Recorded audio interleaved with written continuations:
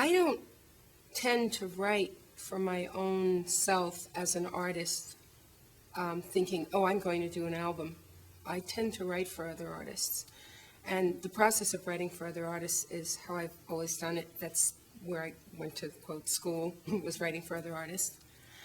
And so when I write for other artists, I just accumulate a bunch of songs, and in some cases the other artists will record them, in other cases they won't. And then I just get an accumulation of songs, and I just go, you know what, I think it's time. I want to record the ones that haven't been recorded by other artists. And in some cases, there are songs that have been recorded by other artists, but they did it differently than I would have.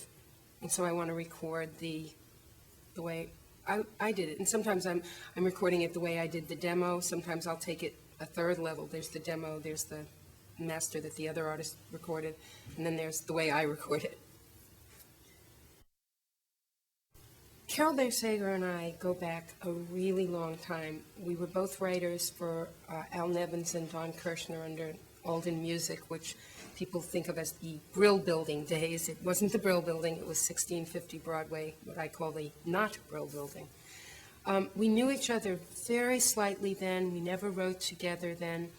And I guess a few years ago, she and I saw each other and said, well, why don't we start writing? And as we began to write, we had some songs together that were in movies. We had a song called My One True Friend that was written with David Foster, I think. That one was written with David. That was from a movie called One True Thing. We had the song from You've Got Mail, Anyone at All. You could have been anyone at all. And Carole kept saying, you know what, you should really make an album. And I wasn't ready. I totally wasn't ready. I had been working with other people for a few years before that, and I had this sort of backlog of songs, but I hadn't been thinking in terms of an album. And Carole really was the one who sort of gently nudged me towards making an album in her relentlessly gentle way. To me, for me, the value, the reason for a Carole King album, the reason for my musical expression is honesty. Even if I'm writing for someone else, I'm writing how I honestly think that person might be feeling about that situation in that given moment. So it's honest even for that moment. Is connections. It's about connections. I want to connect with people.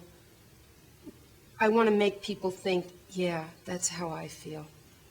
And if I can do that, then that's an accomplishment. And writing, co-writing, there's a lot of co-writes on this album. The joy in that, for me, is people who share that exact value, who want to write a song that's honest for whatever artist we're writing for, that resonates as truthful for that artist, and that we hope will resonate for the public if that artist sings it.